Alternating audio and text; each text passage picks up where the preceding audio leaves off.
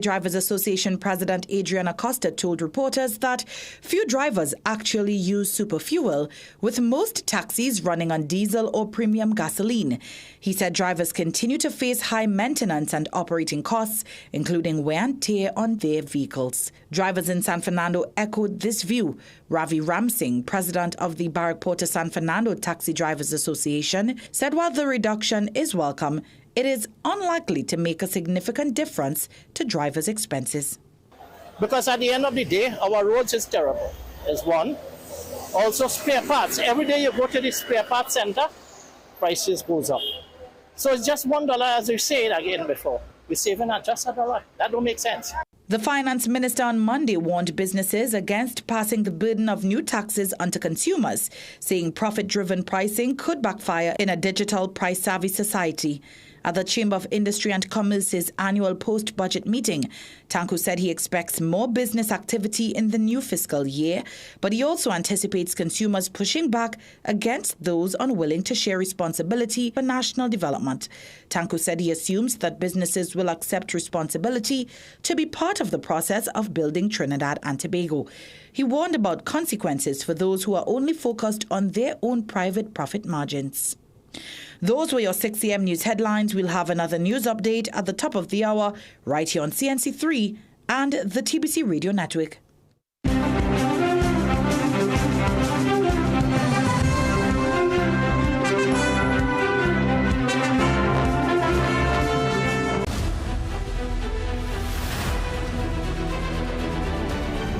The Morning Brew is brought to you by Omega XL. Live long, stay strong.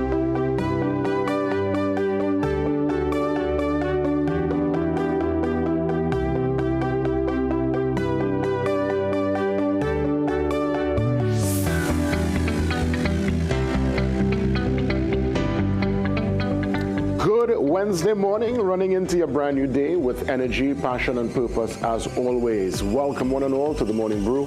Jason Williams signing on an action-packed program indeed, and we will get into the news cycle immediately for this blessed day, the 15th, Wednesday, the 15th of October, 2025. Here's hoping all is well with you and yours. Let's go. Trinidad and Tobago Guardian. We go through the front page immediately. And indeed, I'm watching some of the details. Again, many still giving their budget analysis, and those within the entertainment sector, or at least within the space that provides some of the, they call it luxury items. It's not vitals, it's really to treat with people's, I have to say, vice, because the cigarette is, you don't need it for vitamin E, D, or anything per se. That's what people would partake in to give them their ease. Of course, we're seeing the head of corporate affairs there at the Caribbean, well, at West Indian Tobacco Company. They're making an appeal for level playing field after Tanku's tax. Of course, bar owners also holding their head at this point in time, because naturally the cost will have to be passed on to the customers. So that's an interesting talking point. But listen, it's nothing new. It's a low-hanging fruit, and it's been done multiple times. We have seen administrations come and go. They always put extra cost on drinks, on your sips and your smokes.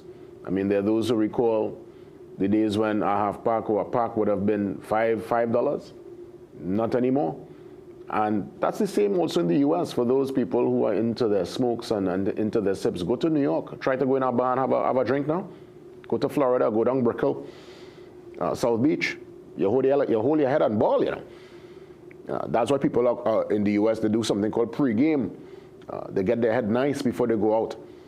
Well, they're not driving, obviously. They'll take their Uber, so that they try to be very minimalist when they go out, as when it pertains to drinking. But you know, the reality is this will cause a definite ripple-down effect on all major entertainment events, of course, namely Carnival, with the all-inclusive model being a major part of the experience. I'm sure tickets will go up some more, boat rides, plane mass, just going out for your general entertainment.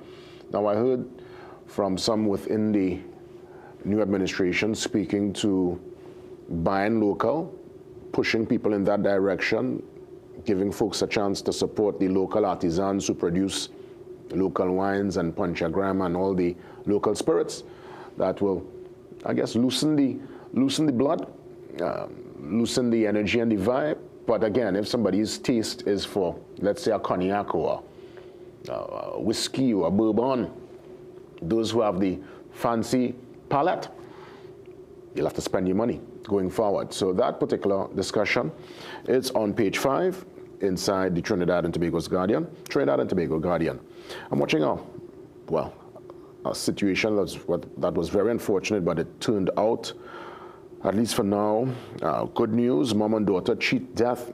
I really heard of a car driving off the San Fernando Hill yesterday, and I'm saying, how come? How? I mean, obviously, they'll have to do the investigation, but nonetheless, very bruised, the mother and daughter, but they are indeed alive.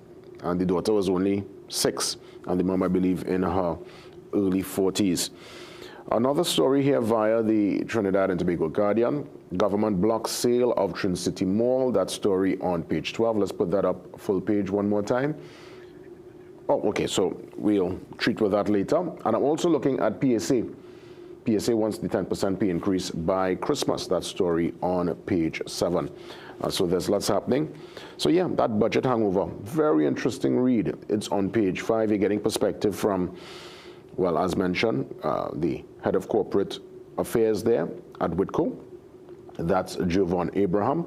Even the Barkeepers and Owners Association president is weighing in.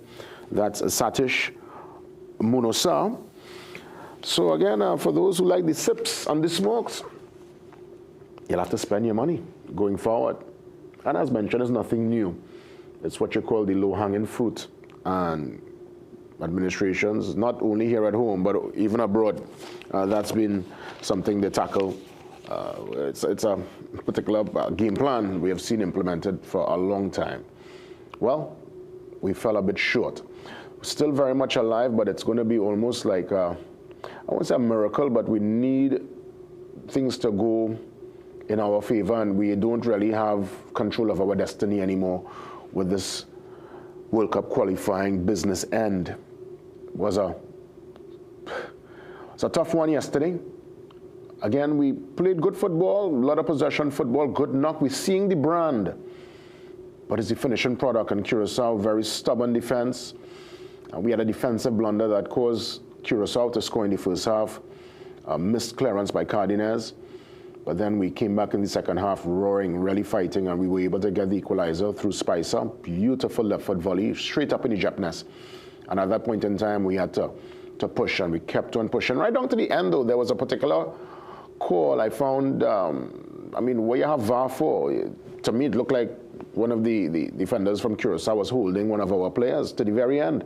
I thought that could have been a penalty claim, but nonetheless, they said play on, and eventually it went down to the final whistle with a 1-all scoreline. As predicted, Jamaica dealt with Bermuda in the office, at the office there, National Stadium in Kingston last evening. So they now move on to 9 points.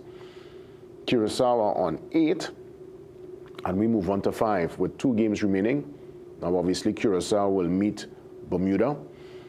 That's more or less a foregone conclusion. So they realistically should move on to 11.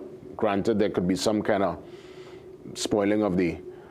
I hope Bermuda could pull something out of the bag, because it's done for them. They have no more chance of qualification.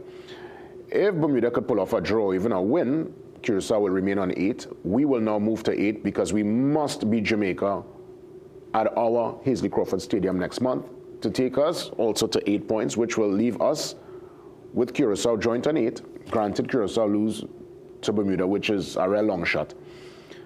So I'll give you the scenarios. We'll be on 8, Curaçao on 8. Jamaica will remain on 9. Granted, Curaçao lose. Chances are they won't, so they will move on to 11. So basically, we have to beat Jamaica, we have to beat Bermuda here at home next month, and hope that Curaçao spoils Jamaica's party, or somebody that spoils somebody's party. So, it's a tough one, I'll tell you. Watched that last night, and I went to bed a bit distraught. But listen, we move on, we march on, and we continue supporting the team, and we wish them the best for next month with the final 2 games. Let's head to the brief, and it's a picture here of the President of the Republic. That's right, President Christine Kangaloo. They're at President's house during their internal staff Diwali Diya lighting ceremony. This took place yesterday. I must say the President really gave that promise from day one to be more inclusive, to bring people into the space. And I've really seen in real time the President staying true to form. And of course the story there of the mom and daughter who were able to cheat death after the car plunged off the San Fernando Hill. Well, let me tell you, the Minister in the Ministry of Energy and Energy Industries, the Honorable Ernesto Kiza, he's going to join me this morning to get into that very important discussion post-budget 2026 and the energy factor. He's also a member of Parliament, and I'm happy he's here with me. He made it all the way from Point Fortin this morning, bright and early, to sit with us live on set to continue our post-budget analysis. Minister Kiza, he joins me next.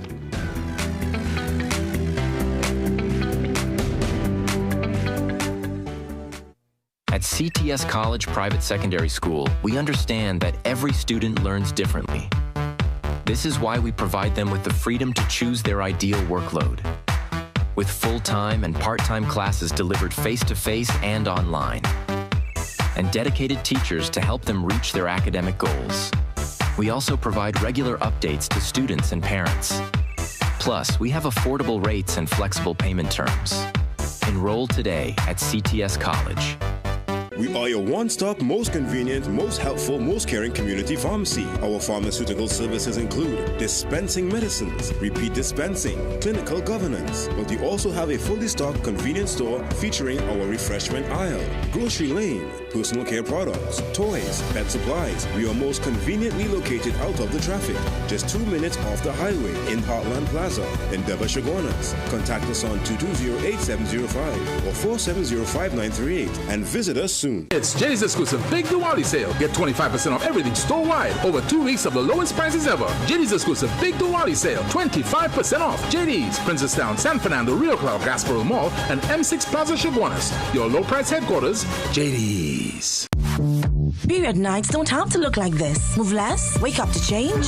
So change for a real night's sleep with Always Overnight. Its 3 times protection system absorbs, locks the fluid, and keeps it away from your skin. For protected nights without leaks. Always. Recession have you down? Don't lose hope. Head on down to Tire Clinic for the recession deals. Big savings with our road hazard warranty on Dunlop, Sumitomo, and Falcon tires. Available at Tire Clinic, Cuba, Chaguanas, and Pleasance Park. Tire Clinic, a tire for every need. Call 636-8973 or 636-2958.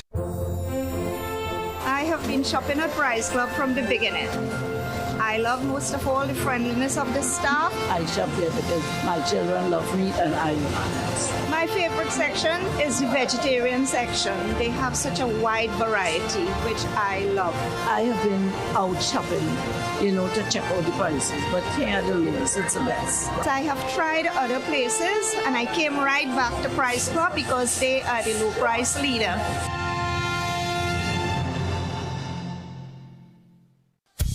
Caribbean real estate has never looked like this. Oh my God. Love or location, yard or view, budget or bliss. But we ain't paying with water, we ought to pay with money. And the agents who keep it all together. Every episode is a decision you'll want to argue about. You have enough friends. This is enough space for a bachelor. Are you a bachelor? And a story you'll never forget. So we did it. Be the first to watch Keeping It Real Estate, premiering soon only on CNC3. Brought to you courtesy First Citizens, Guardian Group, Courts, Jameson, and the best toys. Some of us like to test limits, but there won't always be second chances. Obey the speed limits. Maybe you don't value your life, but others value theirs.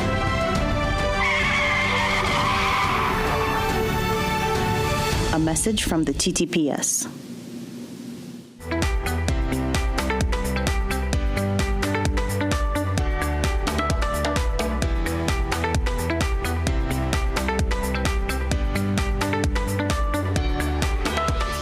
want to give a sincere thanks to Minister Kiza for being here with us this morning. Made the trot from Point Fortin, and by all means, we are going to get into a very important discussion, more so our gas production and supply security. Coming out of the budget 2026, we saw where lots would have been pegged on a projected cost. Some of the critics of the budget are suggesting that it should have been pegged a bit lower, but nonetheless, that's why Minister and MP Kiza is here to give that clarity. He is the Minister in the Ministry of Energy and Energy Industries. MP and Minister, I want to thank you for being here this morning. Welcome. Hi, and good morning to you, Jason, and thank you for having me, and good morning, Trinidad and Tobago, and to my constituency of Point Fortin. A pleasant and wonderful morning, and pleasant morning to my Prime Minister, and by extension, all my colleagues in the government. Thank you. Well, I know you're very close with your constituents, and I wanted to start there to get your feedback. What was told to you within the space concerning Budget 2026? Well, are you talking about recently? Or yeah, recently. Recently? Yeah. But then, yeah, any feedback from your constituents? Generally, my constituency were pleased with some of the first utterances. I must make it clear that the Honorable Minister Tanku, the budget made in his budget statement, he made certain things that were very that met with approval, with most of the members of my constituents who I interact with. However, as you know, as we get into the debate is where the meat of the thing will come out, and that's the reason why I am very cautious in dealing with certain activities as a result of a statement. This is the statement here, right? And then I walked with some of the, and this is like some of the statement of expenditure and so on, so that in everything, the details are critical. And in a budget, I always encourage, even when, while being I've been a trade unionist for most of my life, I always encourage my comrades, everyone, that I come into after a budget, after you listen to the budget statement, it's very important to pay attention to the debate and also request the documents that comes after, all of the different details, because that is what really drives what government is going to do. And it gives you details so that we, and before I wrap up, because I know we have limited time. No, we have some time. I mean, you made the trot. We have lots of time to discuss it this morning. Is that we, in Trinidad and Tobago, we have a thing now where we talk based on sound bites. So someone makes a statement that is of influence in the public, be it a politician, a media person, or anyone, and then the public now responds to a soundbite. There's limited research, there's limited effort, and so on. And that is why I am very cautious to speak, because I know I'm very cognizant of what I say has implication. So I make sure that whatever I say, I can back it up by proper data, proper analysis, so I can pull a document, either to defend my statement or to refute. Indeed. And I think where the budget is concerned, it's very important, Trinidad and Tobago, that we pay attention to the details. Yes? Indeed. I want to crunch some of the figures really quick, sure. And we will definitely go into the energy discussion, but I'm looking at your constituency, and again, congrats on the victory. Many saw that victory in Point Fortin and, of course, Labrie as very pivotal in bringing the new administration into governance. So, again, lots of work was done on the ground, and you were able to get over the line. But I'm looking at the allocation to the Point Fortin Corporation. It was actually decreased. Any particular reason for this? The allocation would have been at 72 million thereabout. It's now at 69 million. Could that function for the, I mean, this is a massive area you represent, huh? So I'm trying to figure out the figures and what caused this particular decrease. Well, again, the details, the devil is in the details. I think if you look at the when you go into the projected the statement of the investment programs and in terms of the projected expenditure, you would see why it might point you to why there was a decrease.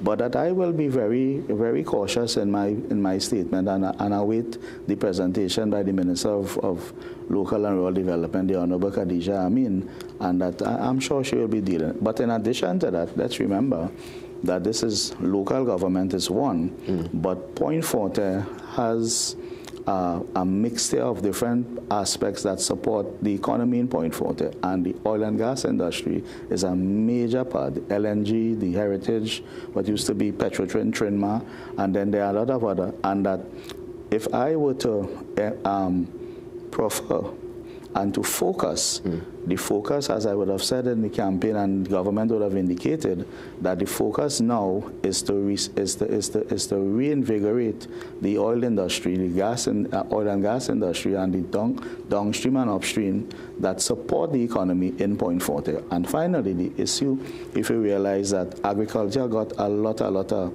emphasis in the budget. From Captiville, well, generally, Point Forte, there's a what people don't know, there's a serious aspect of the Point Forte economy that depends on agriculture and fishing. And for a long time, we have gotten a lot of, the focus was not there.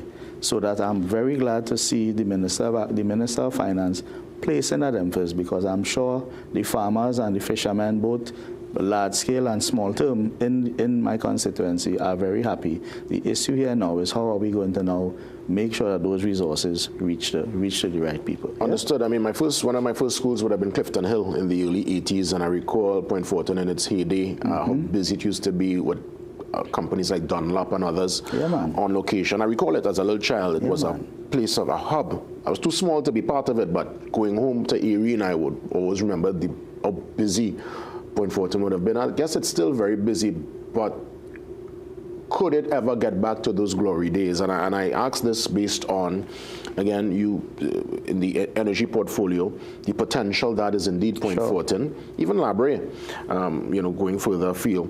What could be done? Because I know you would have mentioned agriculture and every different limbs of consideration, as it were, to get Point Forte back to a place. How can we make Point Forte great again? Well, first of all, Point Forte is great. Let me put that out there.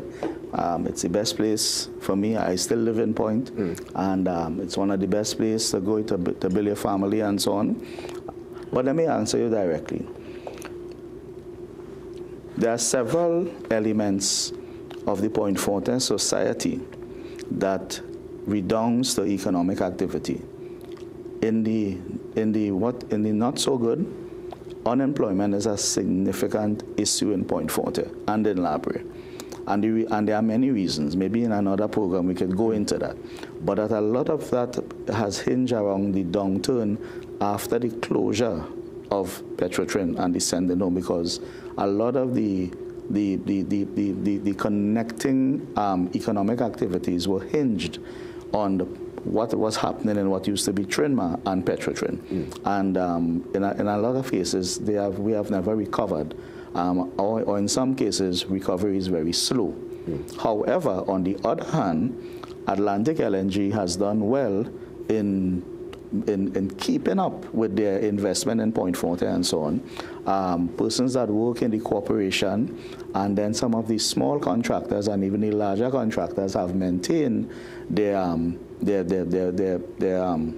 activity. However, what has happened, and this is where strengths now, we have seen a serious decrease in jobs for small and medium contractors, and those would have been in the oil field.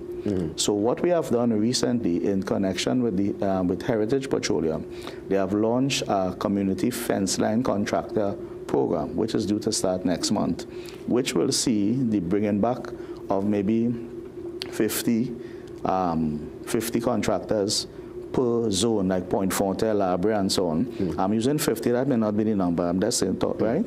And that what that will do, they have designed a program to bring back in small and medium contractors on the fence line to engage in work, and they have identified 27 criteria. They would have rolled it out in September. So that is one of the activities that's going to help to boost back the economy, because small contractors are the one who hire what you call the essence of Point Forte, our working class, and that I must say again to Trinidad that Point Forte and La Brea is a place where the skills are critical. There are a lot of highly skilled personnel, both from the technical side, from the craft side, and even in the highly technological side in terms of engineers and so on. The second thing, as I close, we have been working to return the Government Vocational Center, GVC. I'm sure you know about GVC. Of course. GVC was a critical component in training young people. Development. And even people who are at work in the evening classes and so on.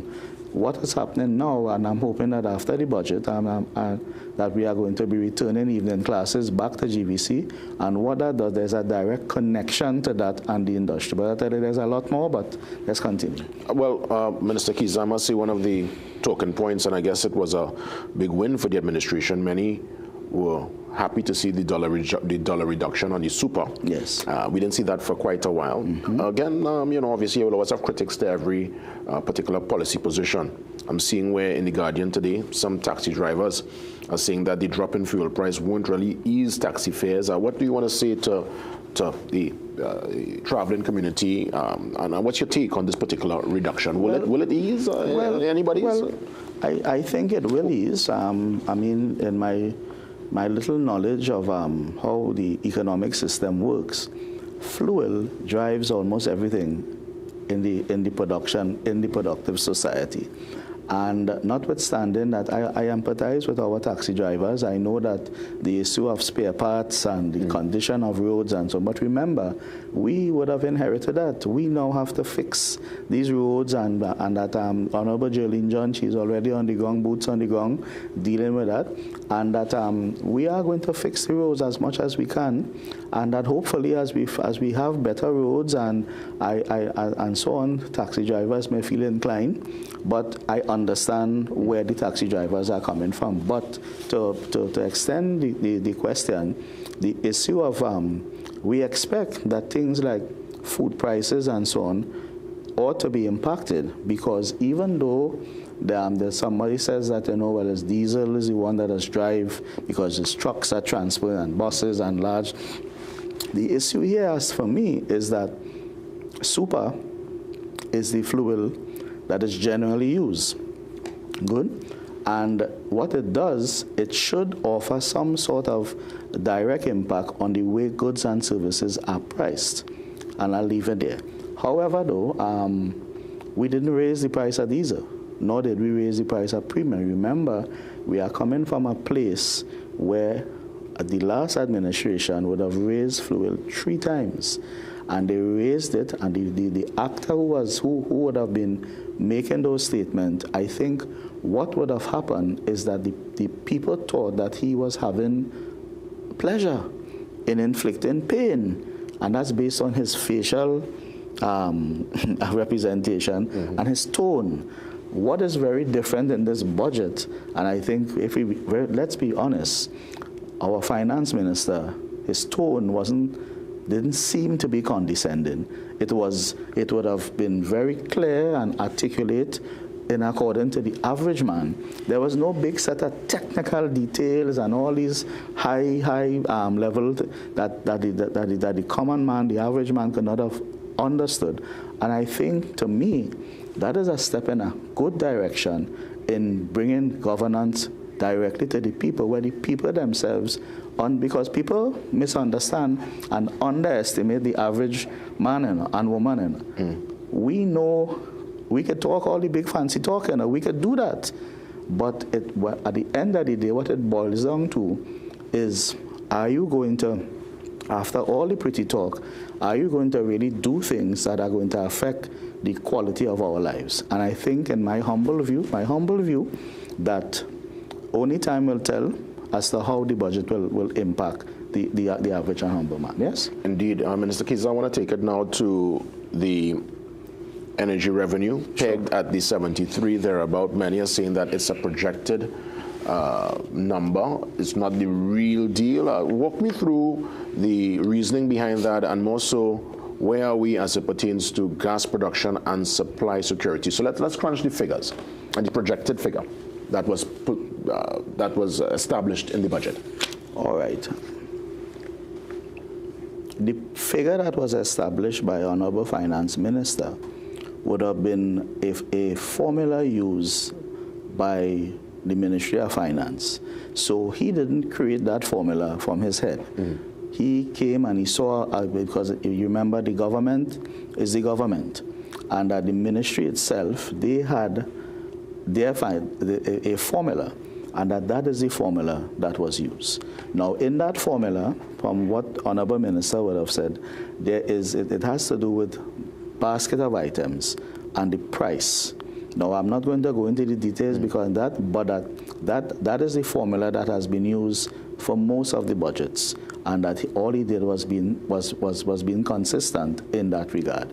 Whether or not it was too high or too low, because we use WTI, West Texas, and I heard someone say, well, West Texas is between $60 and $64 and it's projected.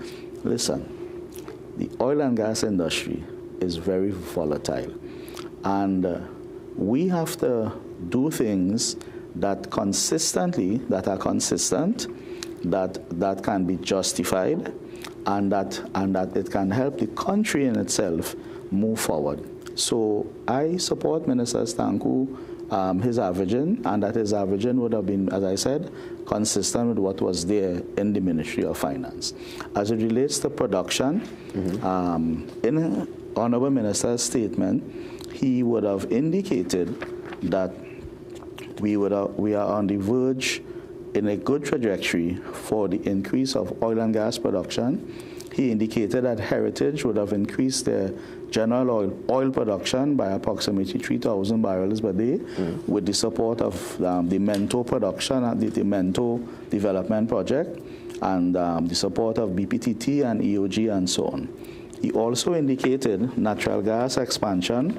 Gas production rose from 2.41 to 2.73 billion cubic feet per day between April and May of 2025, and the major driver of that would have been BPTT's Cyprus Phase 1 and the Mento Field Phase 2 and then the Phase 2 of the Cyprus will further supply. Now, based on my little knowledge again, remember, Jason,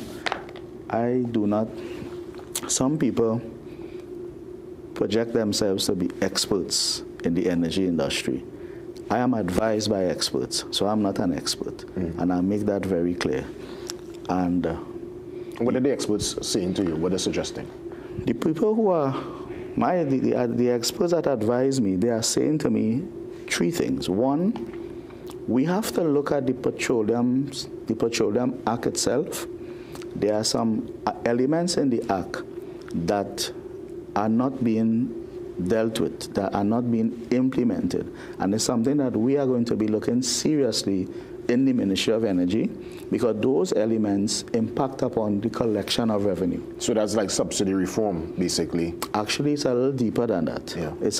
There are some sections in the Act itself that refer to shall, the ministry shall, and so on, and the Ministry of Energy over time have not been shalling. Put it like that. Yeah. Put it like that, right? But again, those things will be dealt with in the upcoming fiscal. That's one. Secondly, there are, as you know, there are a lot of very critical projects, not on the drawing board anymore, in train. Yes, Manatee, Dragon, and so on and so on. The Dragon, as I said to you before, I'm not going to be discussing that in any detailed way because of where it is. We have heard ad nauseum the OFAC license, but the Dragon is a lot more than even OFAC. And then there are other projects, for example, that I'm aware of in Heritage, the Heritage Petroleum Company, that is, which is one of the Trinidad Petroleum Holding Company, and in Heritage, actually just this morning I was going through some of the projects that they indicated to the Ministry of Energy that they'll be doing. One of the major projects that they'll be doing is ramping up drilling. Heritage offshore and Heritage land, there's a lot of proven reserves. Over the last 7 years, they have not been drilling. And they would have conducted, I think they would have drilled 3 wells when really and truly, that is for the last 7 years, that is not a good performance when it comes to drilling. You cannot maintain oil or get oil if you don't drill.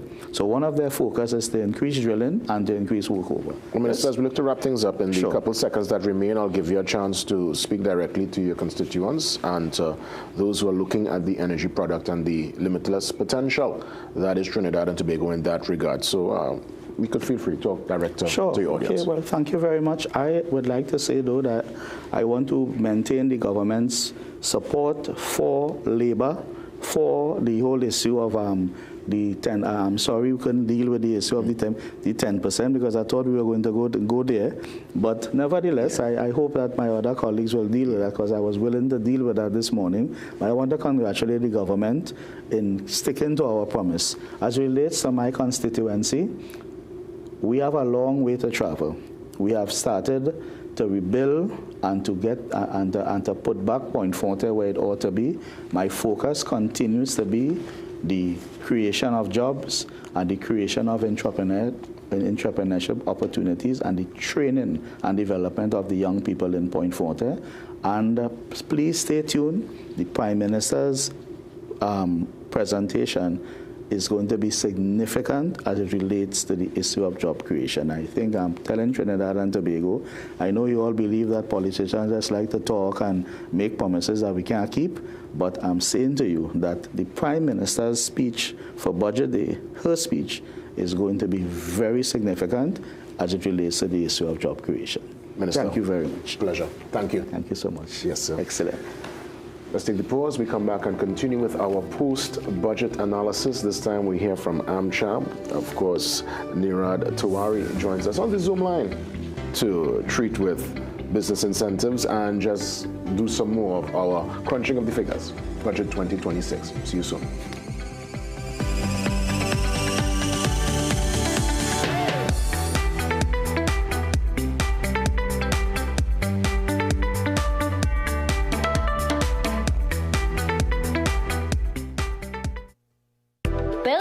Has a massive sale on roofing materials, including standing seam. Invest in durable roofing sheets at unbeatable prices. Choose our supply and installation package and enjoy huge savings on your roof. Quality materials, quality prices, quality workmanship. Our name says it all. Built to last for roofing that is built to last. We will not be beaten on price. Enjoy free delivery and free roll forming on standing seam and guttering on site. Call us now, 355-7703. Vasu Agarbatti incense sticks offer a bold aromatic fragrance in a variety of scents for all your religious, worship and meditational needs. Made from the highest quality ingredients for a long-lasting botanical scent. Choose from a variety of options to suit your spiritual and meditational needs. Let the vibrancy of Vasu Agarbatti fill your home with its wonderful aroma and calming effects. Available at supermarkets, puja and variety stores nationwide. Victor, why are you still living with bad odors? Instantly refresh your spaces with Febreze. Smell like leftover fried food? Instant freshness. Febreze, your home smelling fresh and clean.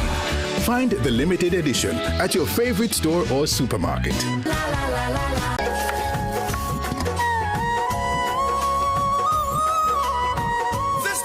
Let the divine lights of the Dias bring victory over darkness into your life. Happy Diwali to all. A message from Kaleidoscope Paints Limited. Whether you're an athlete, a business professional, or simply someone who values their health, Omega XL can empower you to keep doing what you love. Don't let joint discomfort hold you back. Live long, stay strong with the XL brand. Muscle Russell. The fact that they ask the questions, those challenging questions that no other media house would ask. To, shed light on those things that are in the dark, those stories that no one else wants to cover. I grew up reading The Guardian, actually. It's a household name. About The Guardian, one thing that I like, the human interest stories have increased. See the investigative pieces on the human trafficking. I find that very interesting. You go more in depth. On sports, especially local sports, and that's one of my highlights for The Guardian. Yeah, I read The Guardian. plants in the garden started coming out, started working. I was a newspaper man. Could the stories that are being covered are well detailed and they get more facts? Also, I think the editorials, I think they're doing a good job on this speaking the truth, and you know they're challenging the government to make things better. Me in particular, of recently, the last 2-3 months, I've been reading The Guardian. I'm seeing a lot of news about the neighborhoods and the communities, and I even saw my community featured, and I was proud. Oh, The Guardian. The Guardian? Guardian. Trinidad Guardian. The Guardian. The Guardian. Trinidad Guardian. The Guardian is my first choice. Get the story first. Want to know what's happening in news, sports, or crime? Get the CNC3 app. As the story breaks, CNC3 is there giving you the story first on your mobile device. Be connected to the most trusted and reliable news source, CNC3. Access your world with just a tap. The CNC3 app. Download it today.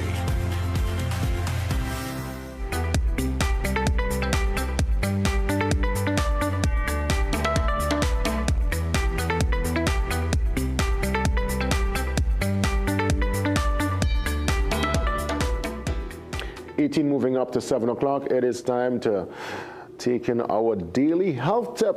Enjoy. The Daily Health Tip, brought to you by Omega XL, where health is wealth. Inflammation serves as your body's natural defense against threats. But when it lingers, it becomes chronic and can lead to major health issues, including type 2 diabetes. Chronic inflammation affects the body's ability to manage insulin, a hormone crucial for regulating blood sugar. Over time, this inflammation can cause insulin resistance, a key factor in the development of diabetes. Managing blood sugar levels becomes increasingly difficult as insulin resistance grows. This progression not only places a tremendous strain on the body's metabolic system, but also heightens the risk of severe complications such as kidney damage, heart disease, and nerve damage. To reduce the risk of inflammation-related diabetes, it is essential to maintain a healthy lifestyle. Diet plays a pivotal role. Foods low in processed sugars and high in fiber can help reduce blood sugar spikes and inflammation. Incorporating physical activity into your daily routine also helps to stabilize blood sugar and improve insulin sensitivity. Furthermore, managing stress and getting adequate sleep each night are crucial in preventing chronic inflammation. Both excessive stress and lack of sleep can increase inflammation and disrupt blood sugar levels, creating a cycle that further impacts insulin resistance. By understanding the link between chronic inflammation and diabetes, adopting healthier eating habits, staying active, and managing stress, you can help prevent or manage diabetes more effectively.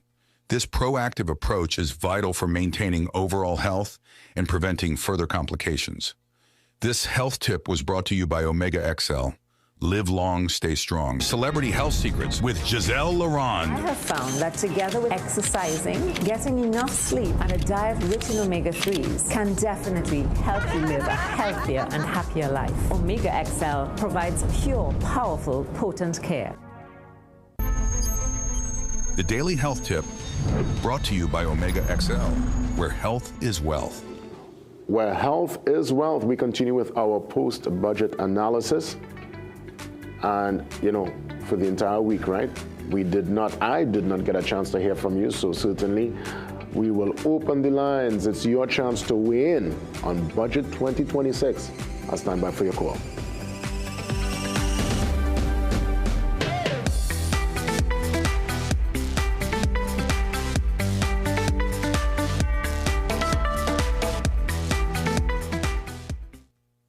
Your world never stops moving. That's why for over 40 years, Parts World has been here to keep it running. From first homes to family chaos to celebrations with friends, our appliances fit your world. And when something goes wrong, our service and parts departments are ready with the experts and the parts you need to keep life moving. No matter your world, Parts World fits. Appliances, service, parts. Trusted for over 40 years.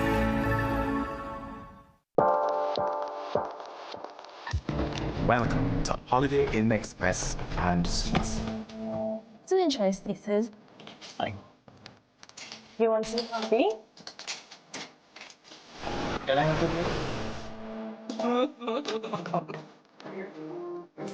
Perfect then.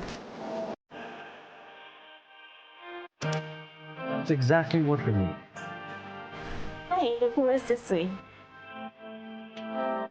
Whatever you're here for, we're here for you. Stay smart at the Holiday Inn Express and Suites.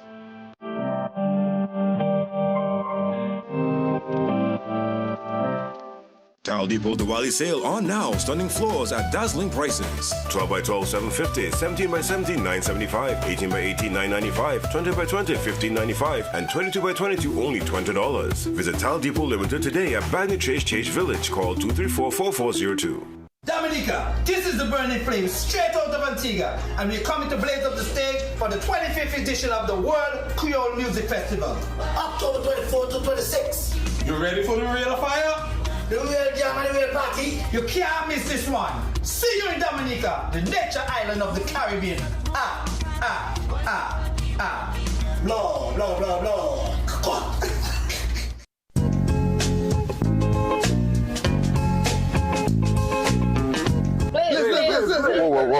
Whoa. Please, what do you think about the PNM in opposition?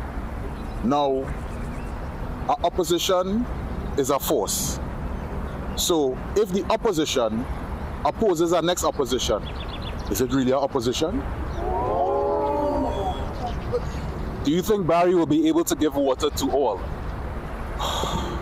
Okay, for that question, tune in to the rundown on CNC3. Wednesdays at 8 p.m. every Wednesday. Yeah. All right? We're going. Are we doing people's work? Yeah, where? No, the people's work. It's done on CNC3 on the rundown. Oh, you thought it was here? Yeah, but no, it's done on CNC.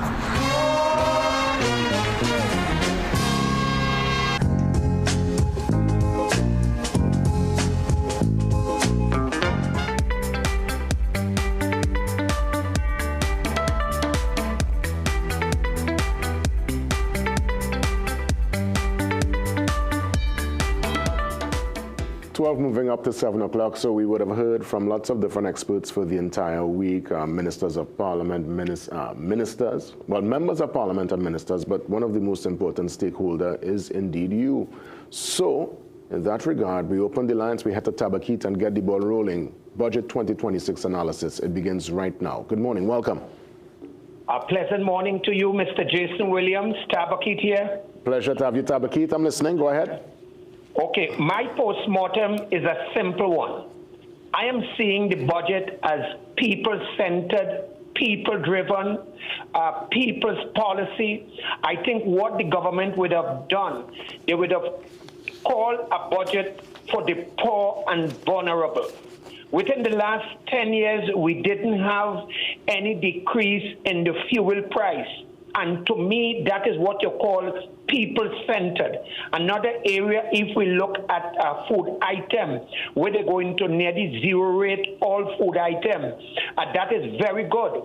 We see where healthcare, agriculture, where they're going to boost the agriculture sector, where they're going to also look at the downstream in terms of business and so on.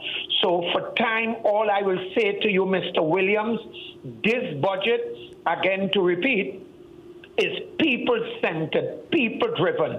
You're talking about the working class.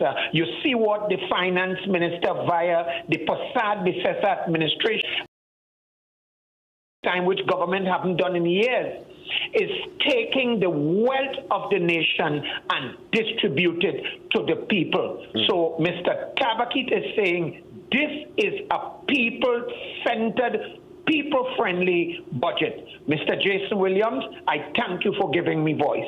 God bless you. God bless you. You're welcome, Tabakit. Thanks so much for touching base.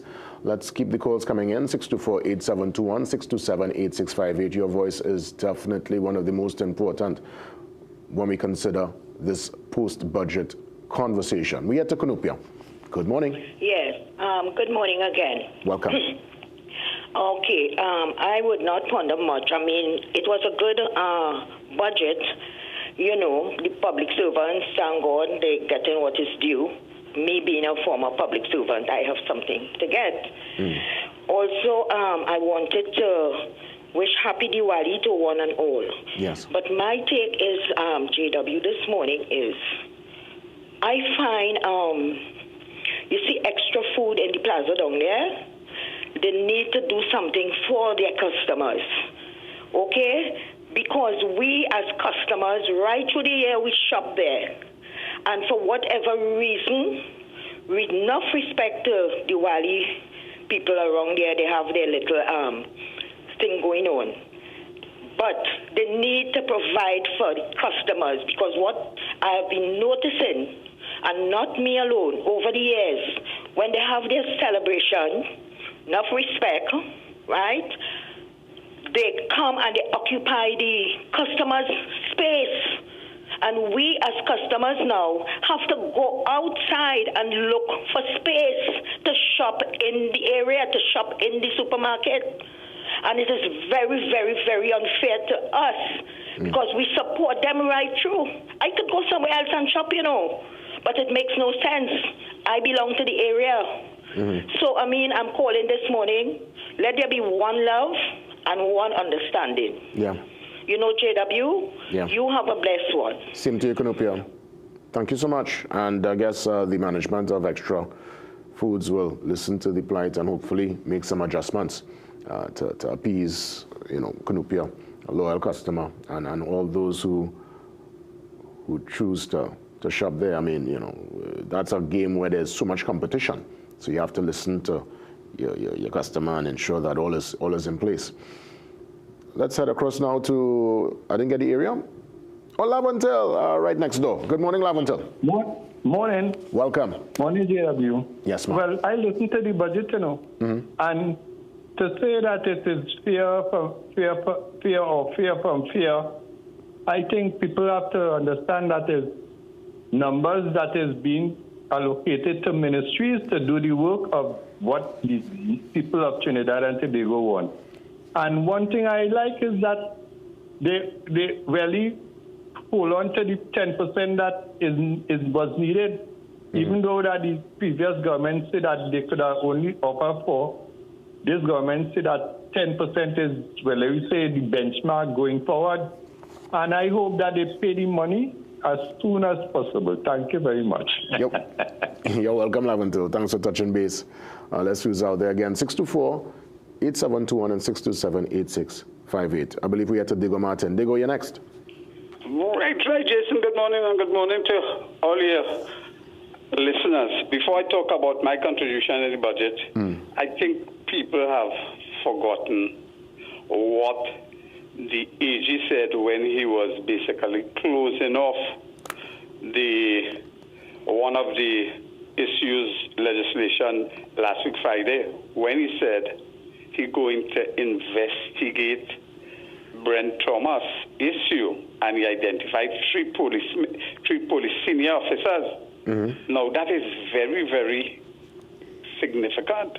What he's saying that people who have to do that have not been able to do it, and they basically shying away from what they're doing, and that meaning the executive of the police service, the police service commissioners, because those were errant. He said the judge made the decision on them. They did something wrong. They abducted the man, and people supposed to have investigated that and closed it off. My second point, Brian Manning has been pathetic with response to the budget, with response particularly for the increase in customs activity, container, etc., 500, 600. He's lying with statistics, and he wants to frighten people. And for a former potential finance minister, I find that is ingenious. Let us say the increased charge, he's saying 100%, but that's $600. $600 has to be spread over the value of the contents in the container. A typical container, a 10-foot container, 20-foot. A 10-foot container is about $20,000. The minimum in terms of low-value items. You spread 600 of that. That is 0.003%. So it's a minimal. If you have a container with 20,000, the value is 20,000 US, is insignificant. So he's trying to fool and frighten people about everything going to go up. I mean, that is ingenuous for a person who wants to be a finance minister or a future prime minister. Well, Diego, I want to thank you, as always, for your commentary.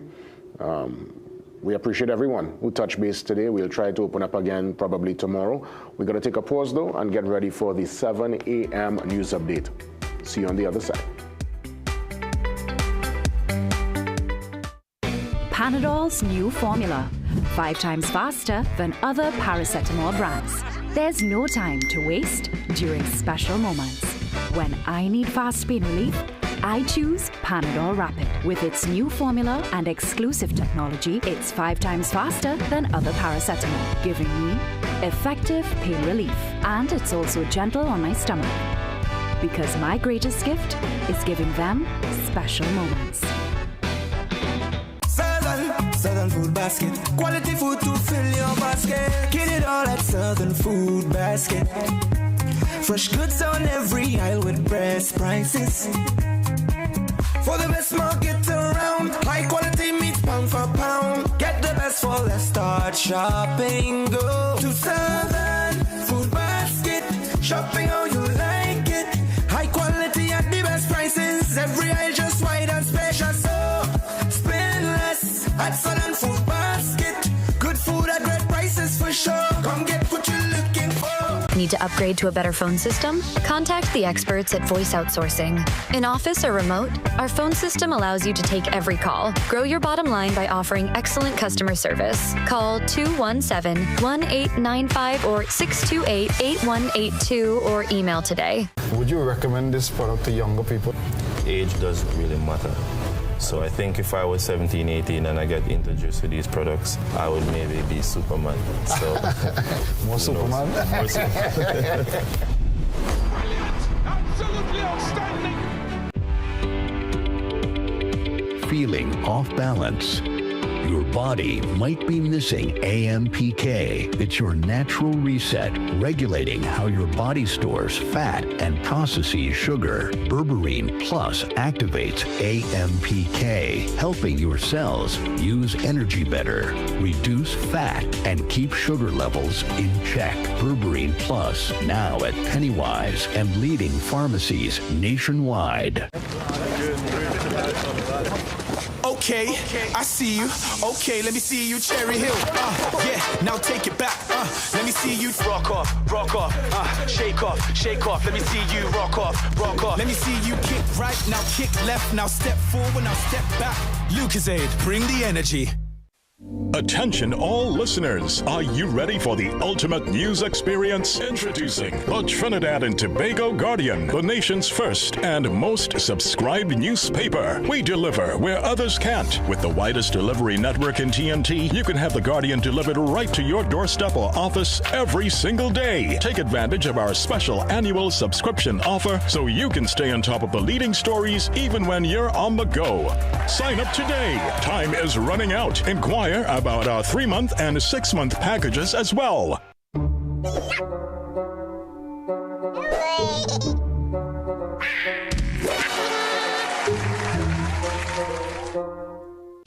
Time check. Courtesy Anchor Cow Brand Ghee. Distributed by ADM.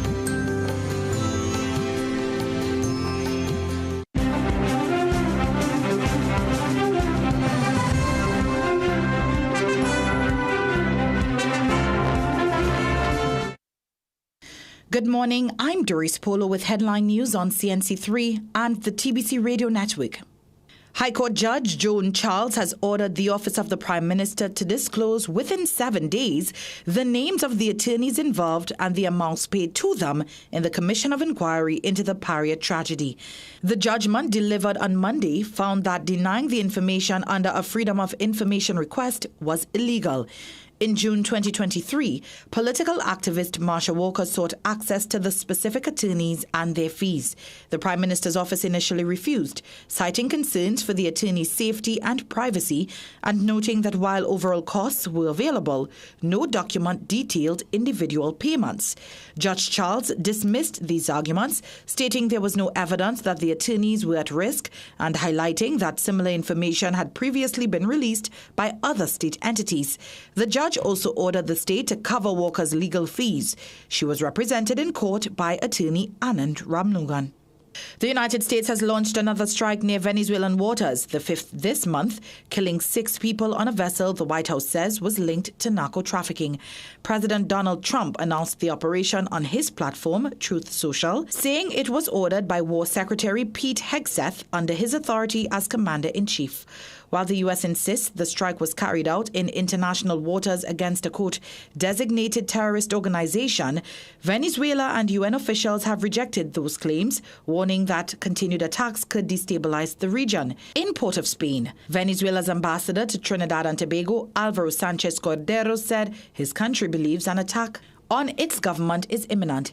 He acknowledged support from CELAC countries opposing what he called the, quote, militarization of the Caribbean, and urged regional unity, adding that despite political tensions, Venezuela values its long-standing friendship with Trinidad and Tobago. There may be disagreements, but that's where I was going. That comes and goes.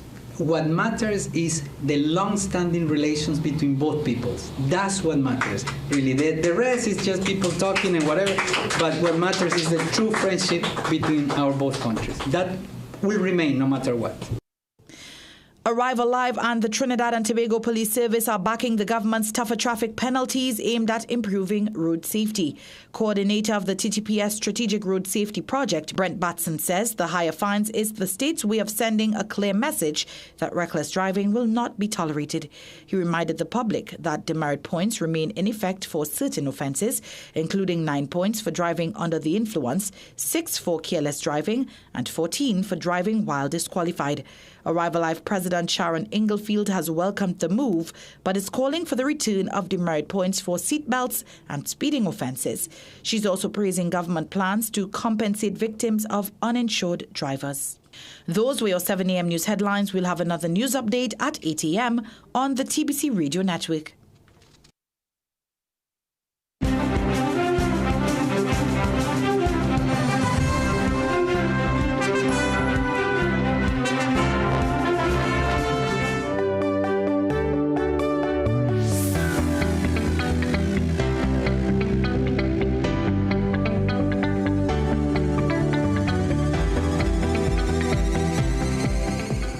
Welcome to the second hour. As promised, we get into that in-depth discussion with the CEO of AmCham, TNT, Neeraj Tiwari, joins me on the Zoom line for our Budget 2026 postmortem.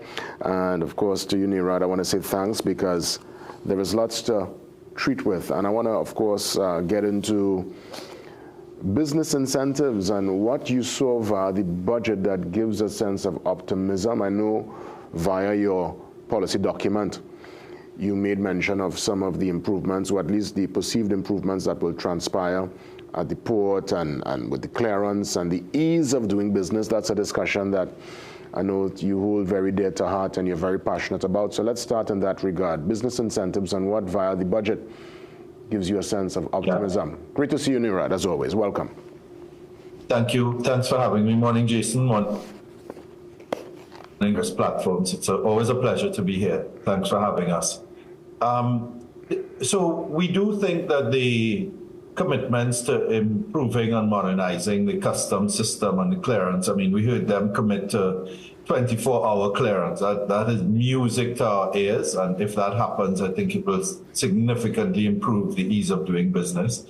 That would mean implementing fully the capabilities of the system, the electronic platform that we currently use called ASECUDA, which is a platform developed by the UN, the UNCTAD. We know they have a consultant, they mentioned that, who's working on upgrading the system and its functionality, but the commitment to having a risk-based management approach to a fully digital clearance system, to online payments for customs. Those kinds of things will be very, very helpful. I think it would improve doing business, not just for businesses, but I think citizens will see that things should get easier in that regard. We do believe, though, that there are some bad actors in customs, as there are in any organization, and we repeat our call for the equivalent of a professional standards bureau or an international affairs unit,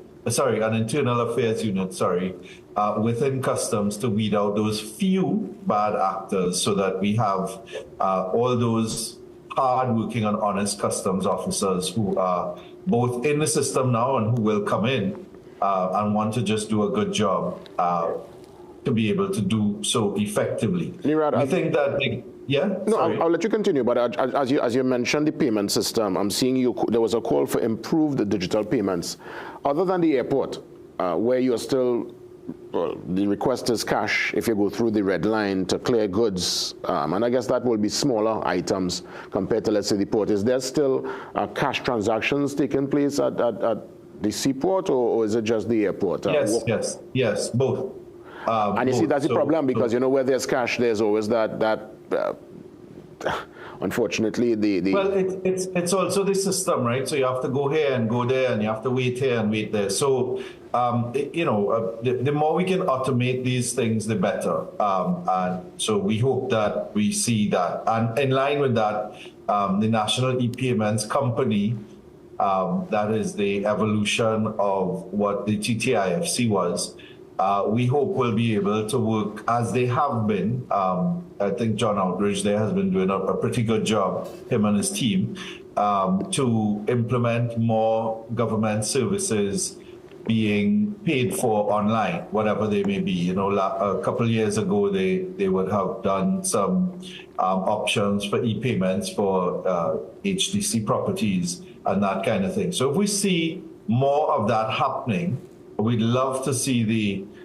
immigration forms digitized, as I keep saying, and I've said it at every pre- and post-budget interview so far. We are probably the last CARICOM country in which you have to fill out a paper form, and is an embarrassment.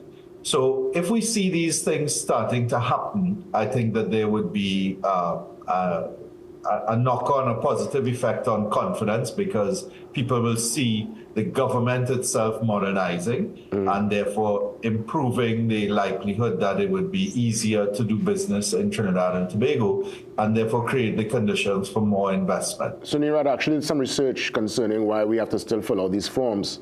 So other than the fact that various ministries have to come together, Ministry of Finance, National Security, Public Admin and others, apparently it's one that needs to go to Parliament, because still under our law, it does not facilitate digital signatures. It only recognizes. That is not true. I don't know. Well, I did some digging, and that's what was told to me via someone within the House. So in this country, too many times we go and we find some obscure reason why not, as opposed to why to. Let's deal with some facts. In Barbados, they have a digital entry system. In Jamaica, they have a digital entry system. Do you mean to tell me that we are less capable than these countries? First of all. Secondly, we have heard about these so-called impediments in legislation, and we've had various sessions with consultants who have been used by our government as well, who have detailed and explained why some of the things that are touted as impediments are not actually so. And whatever the impediments may be, real or perceived, the point is that they can be removed if there is the political will to do so and a commitment to get it done. Full stop. Indeed. But I mean, fully understand what you're saying, but again, unfortunately, I think what they're saying is that this literally has to go to Parliament for them to get that green light. So again, the bureaucracy and the red tape. Take it to Parliament. Well, yeah, and that's what I've been asking for the longest while. Take it, pass it, and let's keep it going. Let me ask you. This will not be something that requires a constitutional majority, right? Plus, the government currently has a special majority in Parliament. So even if it did, it could get something like this done. But I would be very, very surprised if that is the impediment. I know there is some interagency collaboration and interoperability of systems that would be required between customs and immigration and the like. But as I said, other countries have gotten it done, smaller countries than us, countries with less resources.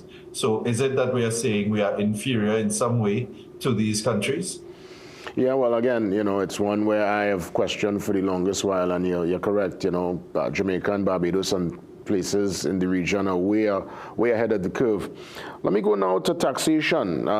With increasing direct and indirect taxes, which we understand it's in need for, obviously, the short term. Walk me through the AmCham's position on the tax structure that was presented via Budget 2026. Sure. So, I mean, look, the increase in the electricity rates, the increase in NIS, the increased taxes on the banking and insurance sector. These are all additional taxes, right?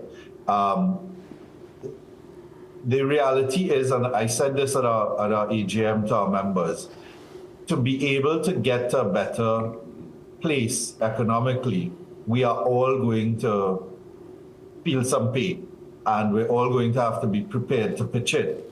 Implicit in that understanding, though, is that the government has to commit to delivery on the things that they say they're going to do to be able to allow the business environment to improve such that businesses can do what businesses do, earn more money, pay more taxes, employ more people.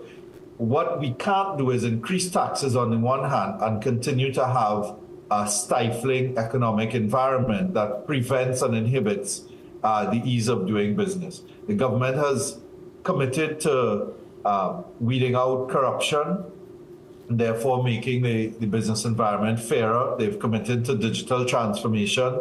They've outlined their commitments to research and innovation.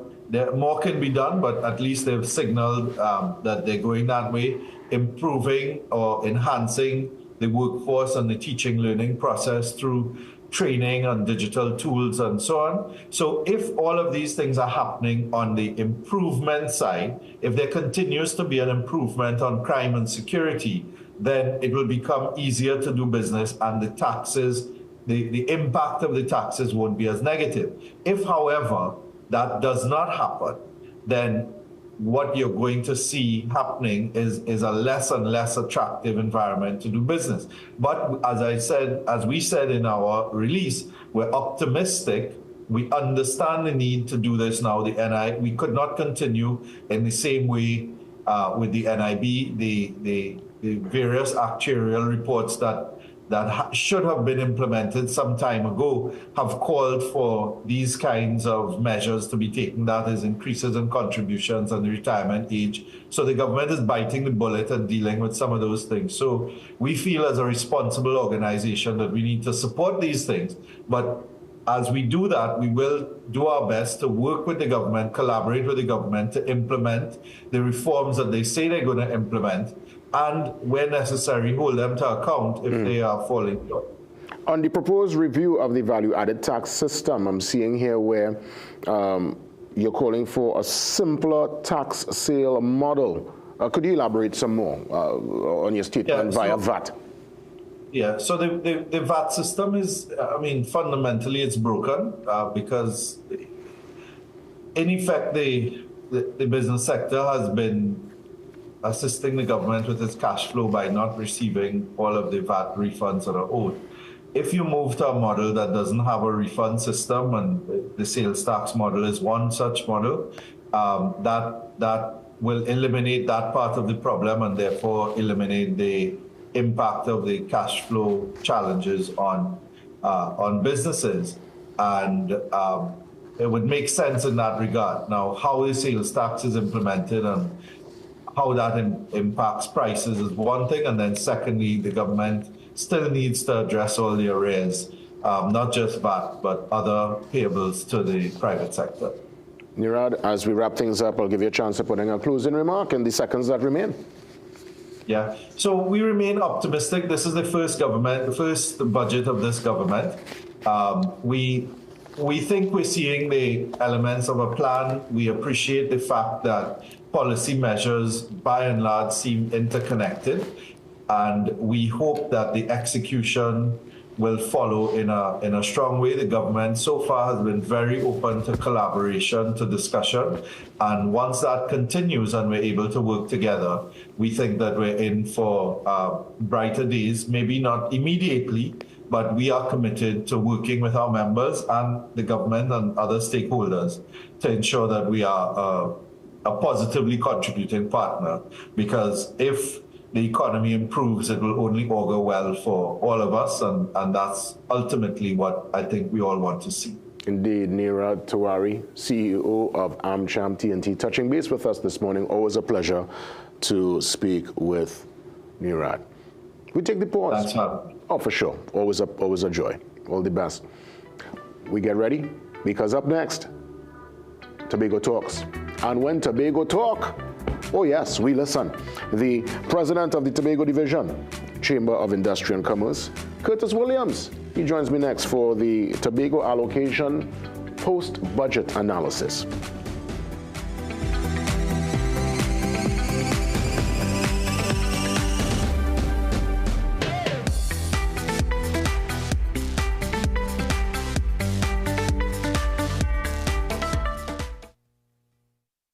Make your home shine this Diwali with big savings at Jima Home Furnishers. Get an amazing 30% off on all furniture, including sofas, dining room sets, beds, and much, much more. Celebrate the season with Jima Home Furnishers' unbeatable value and transform your home with comfort and style today. Where everything is on sale this Diwali. Visit any of our 3 locations, El Dorado, Kelly Village, or Couva, or give us a call at 235-4925, or visit our website at jimahomefurnishers.com. Millions of people are attacked by harmful mouth bacteria. The root cause of bad breath, gum problems, cavities, plaque, and tartar. That's why Colgate combined the best science and technology in Colgate Total. Unlike others, its superior formula fights bacteria and creates a powerful protective barrier for up to 24 hours to prevent them from coming back. Take control of your oral health with Colgate Total.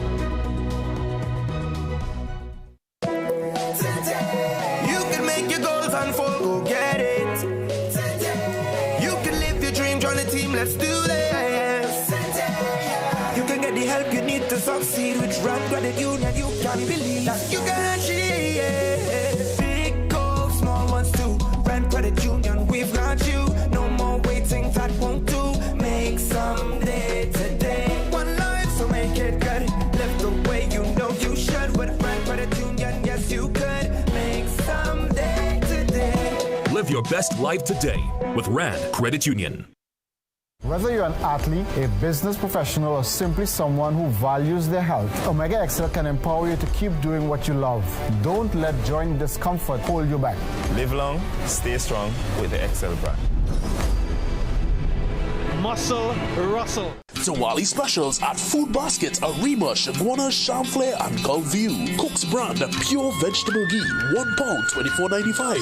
2 kilogram, $99. Pure coconut oil, 700 ml, $17.95. Jolly Foods granulated sugar, 1800 gram, $19.95. Chana, 5 pound, $20, save $9.95. Cocoa, 2 liter assorted, 3 for $20. Wax deals, case $1.99. Shop Diwali from Food Basket. 4 locations, Arima, Chamflair, Shaguanas, and Gulview. Welcome to ABC Doors and Windows, TNT's #1 destination for the best quality and widest variety of doors and windows. Enhance your space with our premium wooden, steel panels, fiberglass, and steel security doors, complemented by our aluminum, UPVC, and steel windows. Shop for the best quality and service at ABC Doors and Windows. Visit our impressive showroom at 1 Chancatrace, El Socorro South, or call 638-7184 to get started. Trust ABC for a better choice.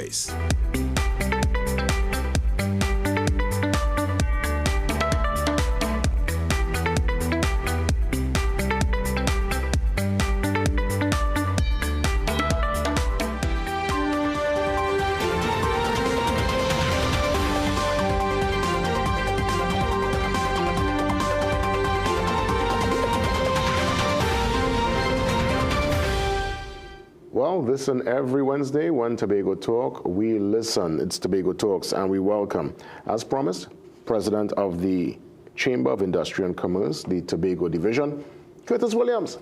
President Williams, great to see you. Good morning. I'm sure you're all smiles today because I'm seeing the reflection as it pertains to Tobago's, well, at least what was promised via the central government. So Tobago can manage its affairs, forecast their fiscal policy. $3.72 billion. What say you, President Williams? Good morning.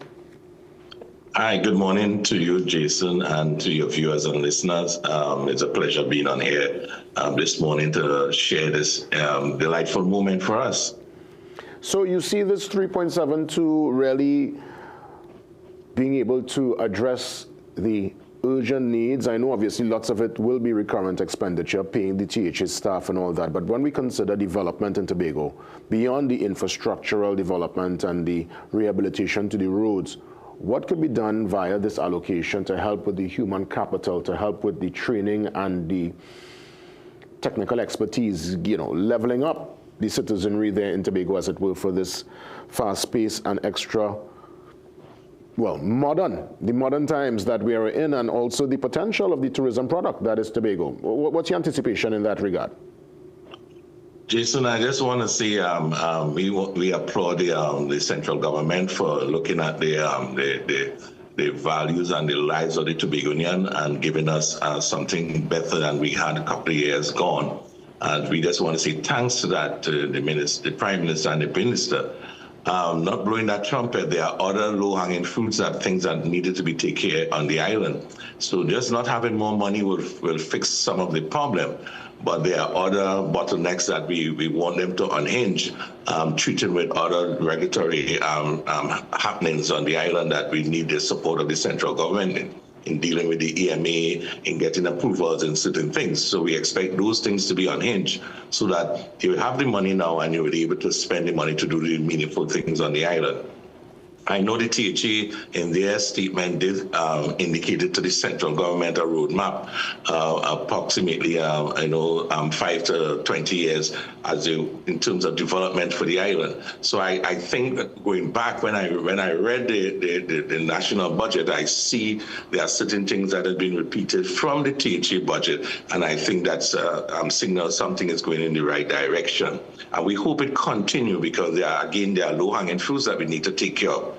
So having that set of money now, the THA now have to come back to the table and prioritize their spend and how they're going to treat with it, because there are things in Tobago that definitely need some support from the THA. We're talking about dealing with some of the liabilities that they have with contractors and suppliers, and I know that's a sore point. Nobody likes to hear about it, but it's meaningful. It's important that we, the business community, have some sort of cash flow that we can take care of our bills and our commitment to even the said government. Some of us is owing taxes, some of us is owing other agencies, and so we're hoping that the THA could see about those liabilities.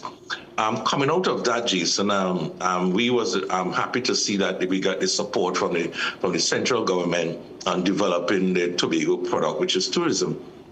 And in that, they stated that they will give us support in the development of new hotels on the island, which is Marriott, namely Marriott project and the Elephant Tree project in Roxborough. That's a Hilton project. So we welcome that and we appreciate that, because Jason, opening that new terminal building next year, in the first quarter, in the second quarter, of this budget, it signals something is going to happen in Tobago.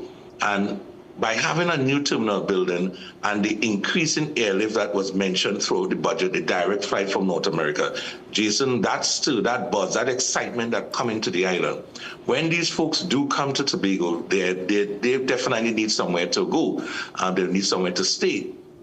And presently on island, the properties we have are not up to the standard that will entertain some of these guests coming in, the 3-star and the 4-star. Our properties on island, some of them need some serious upgrade to bring them up to a standard that could be palatable for the international guests. So again, tourism is a all our thing. So it meant that all players have to be involved in this whole tourism development, and not just only opening a terminal building, or not just only now giving new spaces or direct flights coming in, but also getting the people on the island and then developing my people here. The Tobagonians here need to understand what it means by tourism and to treat with their customer service and other things. So Jason, is a holistic approach to the whole idea of having more money and developing tourism on the island. What about the maintenance of already existing properties, namely here Mandalena? What's the latest in that regard? Is it going to be fit for purpose? Do you anticipate some of this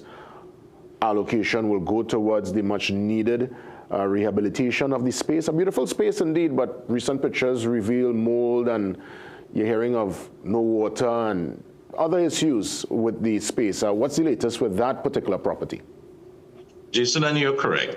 A lot of emphasis have to be placed on that property. You know, that property is next to the Atlantic Ocean, so maintenance have to be paramount important.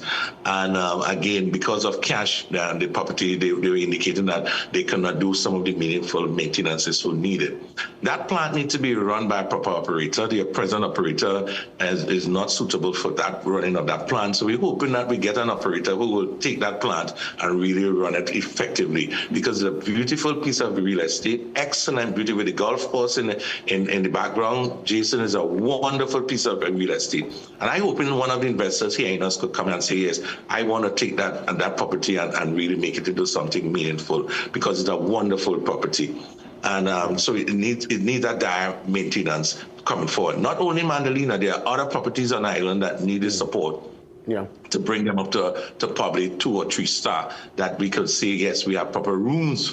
Because when these airlines come in, and their customers will need proper rooms, and some, again, as I indicated, we need to get everything on board. We need to get that new Marriott project running. We need to get any other branded project. So the investors out there who are listening to us, any other branded project is welcome on the island, so that you can come in, whether it's a 100-room boutique type hotel that you want to put there, maybe another comfort suite or something of that nature that we can talk about. Jason, those things are welcome, because we need the space, we need the beds, proper beds to put the heads in on island. President Williams, I want to ask you, when we consider the human capital, the training, the capacity, the potential that is Tobago, I've often wondered why not build or at least establish a hotel school there. We saw, the one in Chagaramas that was there for many years, non-existent at this point in time. I think it will be a win-win in terms of training for folks in Tobago, and it will encourage long-term stay for the trainees who might have to go across and now rent a place and have to establish themselves to go to school in Tobago. Is that anywhere on the cards? That's just me thinking out loud as to ways to build the human capital on the sister isle. Jason, I spoke to one of the secretaries a couple months ago about upgrading the present. There's a hospitality institute on the island, and they do a bit of training in hospitality, but we want them to raise the bar a bit. We want them to produce managers and stop producing supervisors and floor workers. We want managers. And why I say managers, because these international brands come into Tobago, they want top-level management folks working within the space. So they will not just only cooks and bakers and barman and front office staff. They want management persons there. So hence the reason why the hotel school here have to up their ante a bit and produce that type of manager of an international level that can serve or work in any international brand across the globe. There will be a trust for personnel. So what we're telling them is gear up yourself, get ready. 2026 is going to be a real meaningful year for Tobago. Get ready, get the human capital in place, get the folks, even folks. We may have to import folks, because I don't think there's sufficient folks on island to satisfy some of these hotels that they will need their cooks, their staff, their front office staff. the waiting staff and the bar person. So there will be a need of getting people here, getting them fast track and getting them all trained up. Just opening up the new terminal building, Jason, there's not enough technicians there to operate some of the equipment there. So we definitely have to import staff. No two ways about it. But we asking the authorities, hey, look at the need, look at the gap, and see how best you could fill the gap. So the opportunity here now is for our Tobagonians or Tobago technicians or Tobago electricians or Tobago mechanic to get involved in a meaningful organization that could train you specifically to work in the airport, because it's a specialized skill to operate all the jet bridge and to operate other equipment that will be managed in this airport. Jason, the airport terminal is a wonderful terminal, and we will need the required skill set to make that terminal a success. In terms of other areas of rehabilitation, what's the current situation with the roads in Tobago, and where you feel some of this extra money can go in the immediate, like immediately to bring that level of ease to the citizenry there on this style? And you're correct. The logistics is we need some work to be done on some of our roads.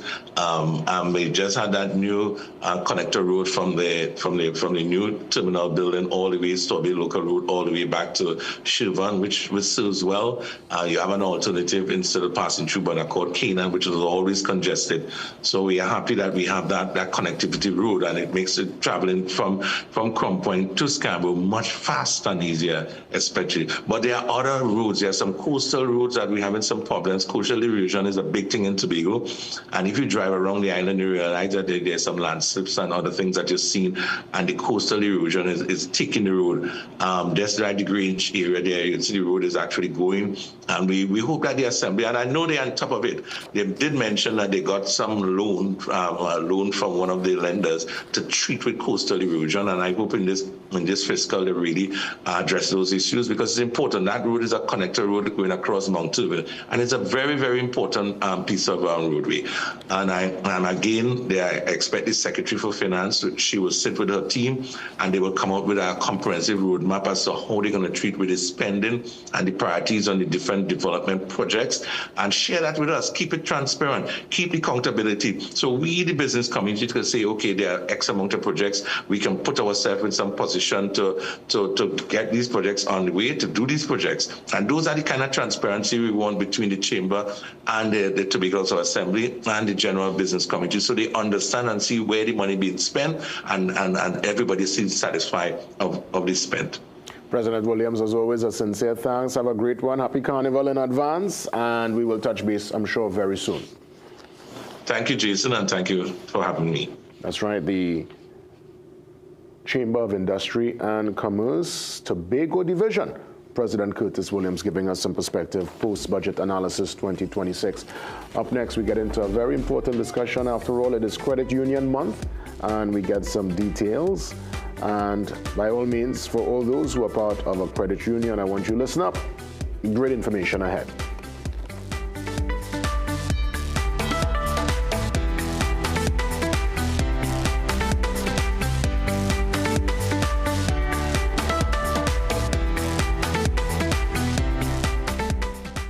Folks, take a look at all these medical conditions. What does it have in common? This, ITIS. But what does ITIS really mean? The suffix itis denotes inflammation of a specified organ or tissue. ITIS really means inflammation. How do we combat chronic inflammation? Through lifestyle changes. Then, and only then, make sure you're getting enough omega-3 fatty acids. Always consult a qualified medical professional before starting any supplements. Recession have you down? Don't lose hope. Head on down to Tire Clinic for the recession deals. Big savings with our road hazard warranty on Dunlop 2021 Falcon tires. Available at Tire Clinic, Cuba, Chaguanas, and Pleasant Park. Tire Clinic, a tire for every need. Call 636-8973 or 636-2958. Things don't always go as expected. Be ready with Trinry for auto, home, business and group life. Call us at 800-TRIN or visit trinry.com today. Huge insurance premium. Pay your premiums bit by bit with FlexiPay from Trinry. For more manageable auto, home and commercial insurance payments, call us at 800-TRIN or visit trinry.com today. Trinry. Premier insurance coverage for less. Diwali specials at Food Basket, Arima, Chaguanas, Champlain, and Gulfview. Nestle reconstituted 1 liter milk, 2 for $24.95. Nestle's green butterfly milk, 250 ml, 3 for $18.95. Good and natural cream of wheat, $14.95. Potatoes, 10 pounds for $20. Onions, 4 pounds for $9.95. Supercow full cream milk powder, 800 gram, $37.95. Shub Diwali from Food Basket. 4 locations: Arima, Champlain, Chaguanas, and Gulfview. In Hinduism, cow's milk is revered, and from the finest milk comes our ghee. When offered into the sacred fire, cow ghee carries our prayers to the deities, unlike processed vegetable ghee.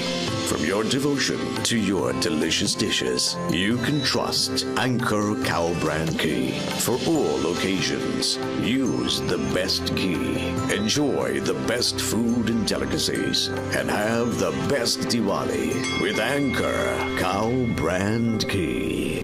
Gaming Express Limited is a premium importer and retailer of the highest quality brand name electronics. We stock the widest range of PlayStation, Nintendo Switch, Samsung, and Apple devices and accessories.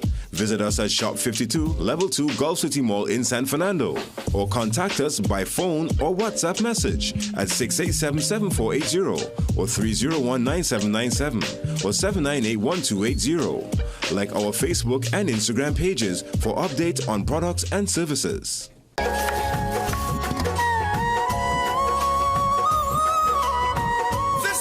Let the divine lights of the Dias bring victory over darkness into your life. Happy Diwali to all. A message from Kaleidoscope Paints Limited.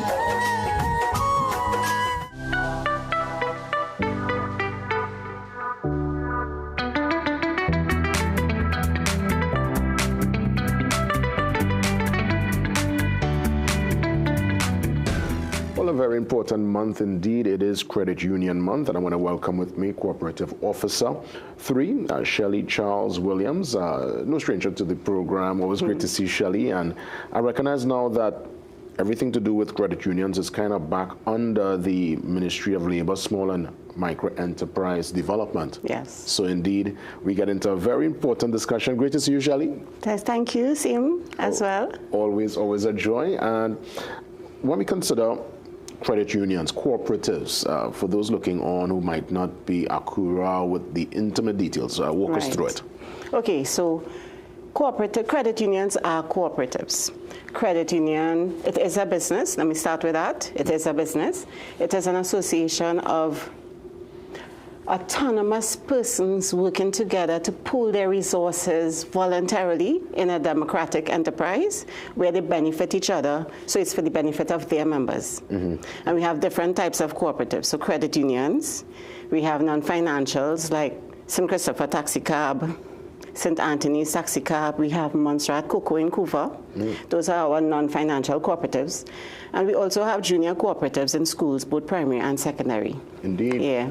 Tell me some more about the cooperative movement and more so its impact on the economic development of Trinidad and Tobago. Oh, so cooperatives the movement has been around for over 75 years. So some of their economic development would be fostering youth involvement for participation in succession planning. We have contributed to the GDP significantly over the years, and we have education and benefit for members and elected officials of cooperatives so that their impact is to assist with sustainable development of these types of businesses. I'm hearing of the Cooperative Development Division. Yes. Walk us through its role and function. Okay, so the Cooperative Development Division, as you rightly said, is now under the Ministry of Small and Micro Enterprise Development. That's a mouthful, eh? Yes, it is. It is. It is a mouthful. I can pretty short name, Mulsmed. Yeah. And our head of department is the Commissioner for Cooperative Development, Ms. Charmaine McMillan, acting. And we are the regulators for all cooperatives in Trinidad and Tobago. So we offer training, we register cooperatives, we give them development, we audit some of these societies, we have a dispute resolution unit, and we also liquidate and cancel societies that are not operating in accordance with the Cooperative Societies Act, Chapter 8103.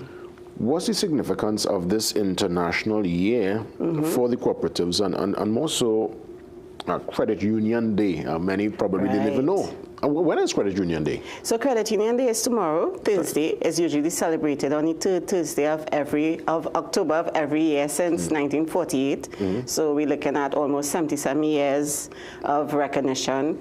Usually, the credit unions would use that opportunity to educate and inform their members about the services offered and the products provided. We at the division, we visit and see how they share that information. So we also have International Cooperative Day, and that is in the first Saturday of July of every year. Okay. So we are recognized by the United Nations, and they have proclaimed 2025 as the second International Year of Cooperatives, the first being 2012. So we have some events as well coming out of the division. We have started with our interfaith service in January, and we had 2 stakeholders meeting where we interacted with members and some of the elected officers of societies. We provided a forum for information sharing, audit readiness. We spoke about cybersecurity as well, which is important for credit unions and other societies using these type of platforms. Yeah, because they are financial institutions after all. I mean, correct. Yes. Yeah. And cybersecurity is very serious at this point in time for all of us. Of course. Yeah. What are some of the plans in place for tomorrow, Credit Union Day? All right. So we have an address by the Minister of Labor, Small and Micro Enterprise, and we have greetings coming from the Commissioner herself. What else do we have? We have some other planned activities, but for excitement, we have a spoken word competition that ends today, unfortunately, at 4 p.m. So we are looking for, the theme for this year is Cooperation for a Prosperous World. It's a 3-second video. 3 seconds, 3 minutes. Sorry. I know that's in 3 seconds. Wow, 3 minutes video, and we are looking for keywords. Connect cooperatives with the Cooperation for a Prosperous World. So we're looking for words like voluntary, democratic, hint. I want at least the shortlisted 10 persons to be in there. I'm giving you all hints, don't miss it. Fantastic. Yes. So I guess exciting times, other than, I'm sure, because many credit unions, for Credit Union Day, I'm quite aware, would have a little tea and snacks for their stakeholders. Correct. But I'm sure all the various credit unions across the length and breadth of Trinidad and Tobago will be getting involved. And there are many. Do you have actual numbers to how many? We have currently, when I checked, we have 126 credit unions. Wow. Yes. Wow. And just under 40 or over 40 non-financials, because they would have established earlier on under agricultural societies, but those numbers has dwindled. And we have maybe 114, give or take, junior cooperative societies. Let me mention my secondary bodies as well. I cannot go without speaking about the Cooperative Credit Union League of Trinidad and Tobago, and the Central Finance Facility, whose members are credit unions and other types of cooperatives. Who are some of the long-standing credit unions in the country, the ones that would have been there from rock of ages?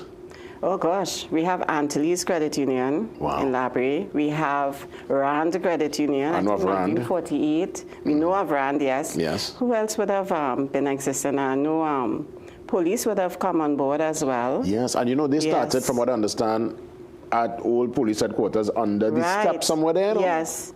Look at them now. Yeah, and I think Tobago Nutrition, I'm not sure how long they've been existing, but I know I've always seen that name in Tobago when I'm on the main road there. Yeah, well, I know RAN to be one of the established, long-serving credit unions in the country. I'll give you a chance to put a message out to everyone looking on, to all those members of credit unions, to all those who understand the significance and the role of the cooperatives. I'll give you a chance to have some closing remarks, Shelley. So members, I want you all to mind your business. You're owner of a cooperative, whether it's a credit union or non-financial. I want you to participate in your meetings. You have a right as that member. This is investment of your funds to benefit you as a member. And of course, I would like your over 16 persons to participate in the spoken word competition. So we're looking forward to hearing those videos. Remember, the deadline is 4 p.m. this evening, and you are going to the social media pages to connect: Facebook, Twitter, Instagram, LinkedIn. Check us out. That's right. Yeah? And remember, 3 minutes and not 3 seconds. Because yes, 3 minutes. I was saying, credit union. Yeah. Yes, and that's it. So mission done. Yeah, so that's it, more or less, for my members, Shelley, always a pleasure. And as you mentioned, you are indeed, the credit unions and the cooperatives now under the Ministry of Labor, Small and Micro Enterprise Development. Yes. kudos to all those in the ministry. Yes. Okay, great. We take the pause. We come back much more around the corner as we look to wrap things up. There's another interesting talking point ahead where we get you ready for the community reforestation project. They're calling this the Bush Fire Campaign. Details after the break.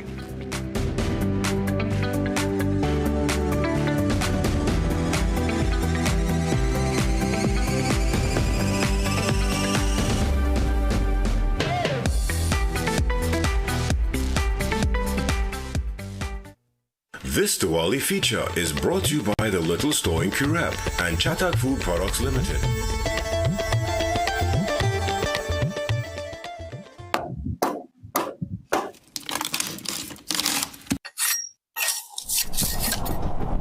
In the days leading up to Diwali, the sounds of preparation can be heard from almost every community, and at the Green Park Recreation Ground in Felicity, it is no different.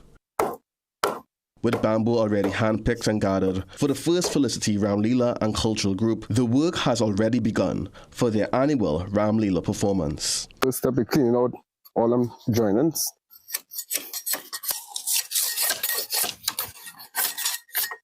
And they start to slide the band on. And with the cutting of the bamboo, the building of the effigy of Rawan begins, starting with the art of bamboo shaping. Size is basically from when you start with the chest. The first swing is then you're going to know like how big it's coming out. This might be about close to 70 feet.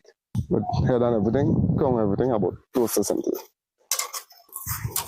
As a volunteer, Brendan and others have devoted much of their time and skillful hands to constructing the effigy, which doesn't only entail bending, but assembling and even some paper mache. My grandfather, my father, our custom coming like from small, going to school, coming in the ground. Same thing, coming from small and helping them. Doing it, so I get accustomed to it. So really, matter just come and help them and just it's a passion.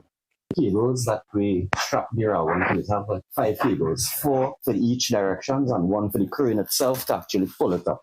That's the 2 to the top there, 1 there, 1 there, and 1 to the underneath there. These here are the actual strength of the whole entire thing. This is what balances and keeps it up in the air. All the bamboo, big X, all those parts are mainly holding it up. That's where we actually start from. That ring there, and that ring to the hip. As the actual starting height. You see the effigy burning. Well, how does that make you feel? Actual accomplished feeling that's coming when it's standing. You see the moment that we raise it with the crane and we strap it down and you look at it there standing on its own for the first time. That's when you get the actual feeling of accomplishment. To know, well, the couple of weeks of hard work paid off. To actually see it standing and everybody in an awe, then just amazed at that. And then you're ready for next year again? Yeah. As long as we have the health and strength, yeah. And as the group marks 110 years of Ram Leela at their community grounds, they thank residents and businesses for their support. But according to Group President Sundar Juku, they are hoping that they can receive some state funding and a permanent home in the near future. But as you see, we're sharing this venue now because it passed on to the corporation, and we really don't have a place called home. You know, we always struggle for funding. Funding is a major problem with us, and the villagers do come out and assist. And as you have seen with the younger generation, these guys would come and do their due diligence. Manpower, a lot of sleepless nights, energy, thinking, brainstorming, day and night. You're in work, sometimes you're thinking about Ram Leela, jotting down ideas. You're watching a movie, something come across that could be incorporated. Though the journey has been marked by struggles and hard work, the residents of Felicity believe that this Diwali will reward their efforts with joy and togetherness. Angelo Chetadaya, CNC3 News. This Diwali feature is brought to you by the Little Store in Currap and Chatak Food Products Limited.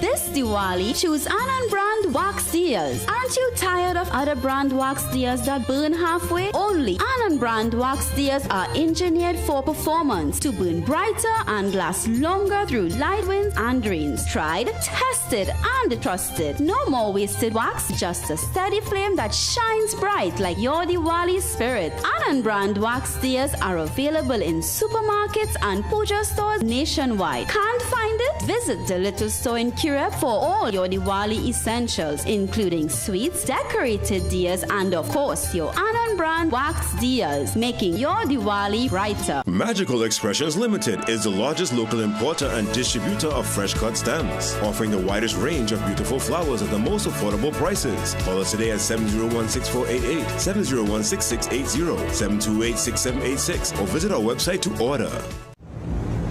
Yo, Dominica, this is Vibes Cartel, and I'll be in Dominica for the 25th edition of the World Creole Music Festival. You better come see me, World Boss, October 24th to 26th. Everything fixed.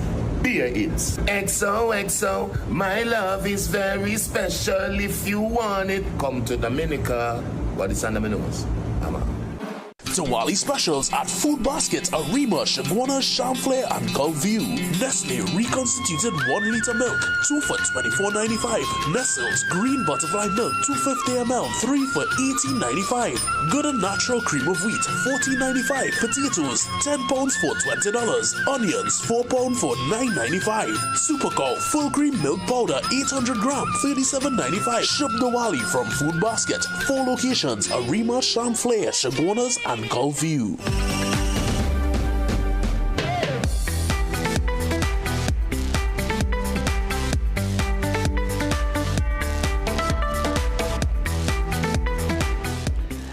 You know, we always give the space to those who are dedicated to sustainable land management, watershed protection, climate resilience. You know, these are important words, and this is something that's more than a passion project. It is, for us, a way of life as Caribbean people living on an island where we are seeing in real time some of the changes that are happening. And you must say kudos to people like Akila and Kemba. They're here with me, the executive director and co-founder of the Fonds Amons Community Restoration Project.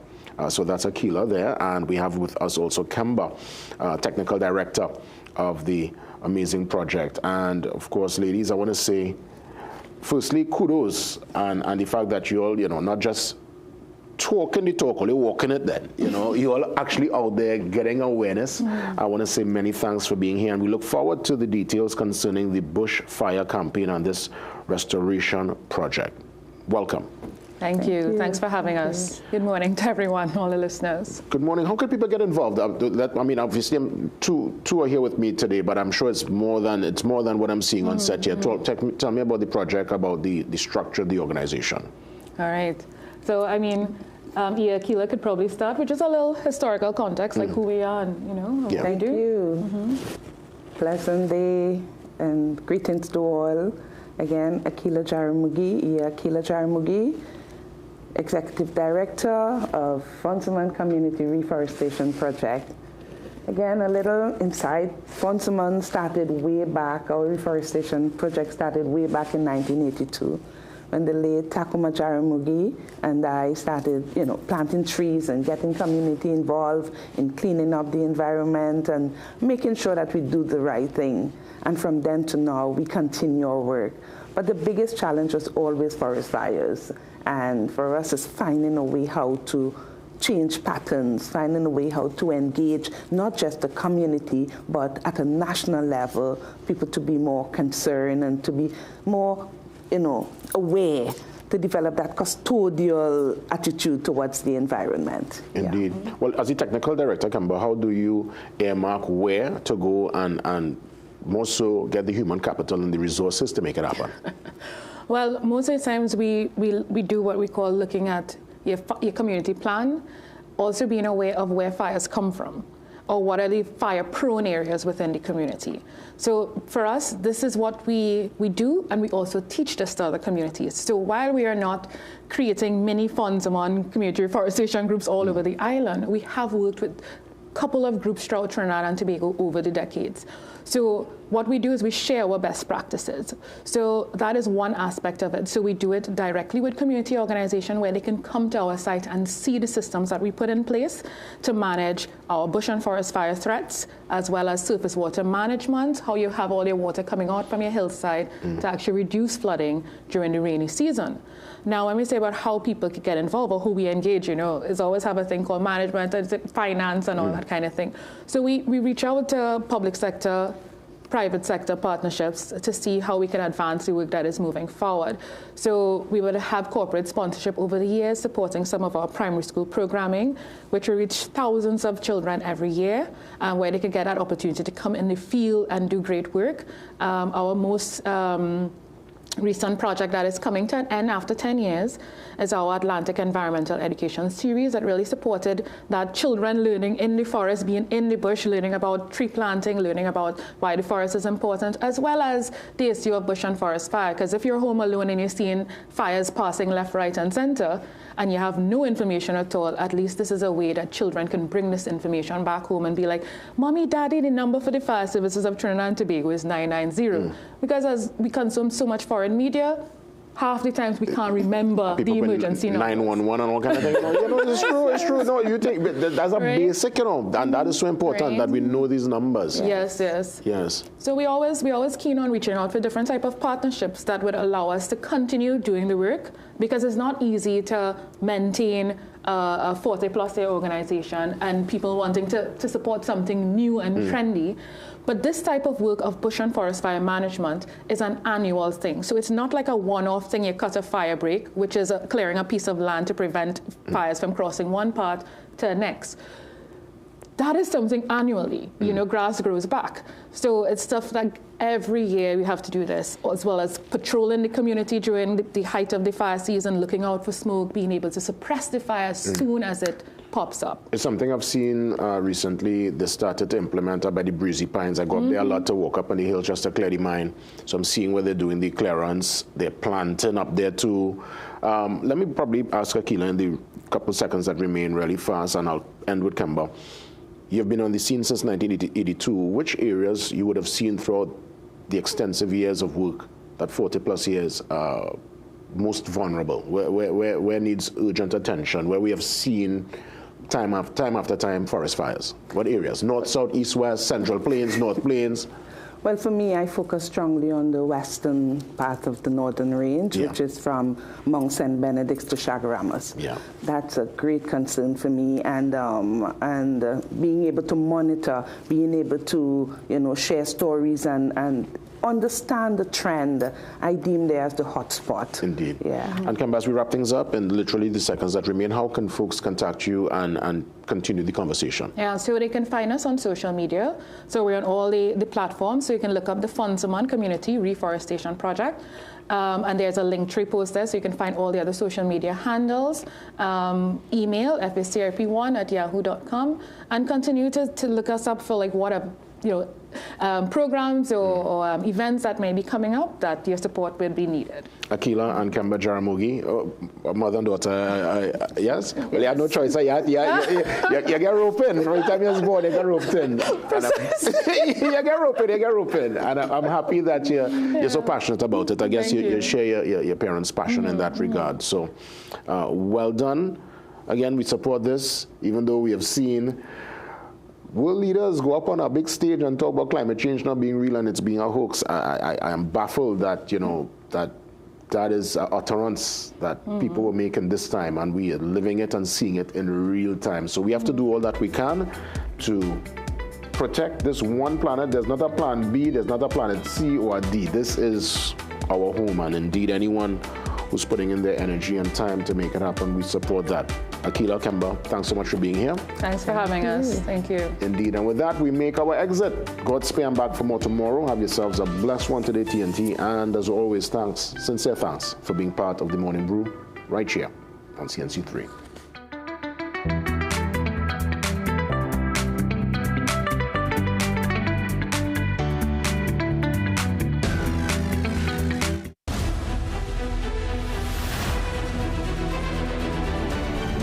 The Morning Brew is brought to you by Omega XL. Live long, stay strong.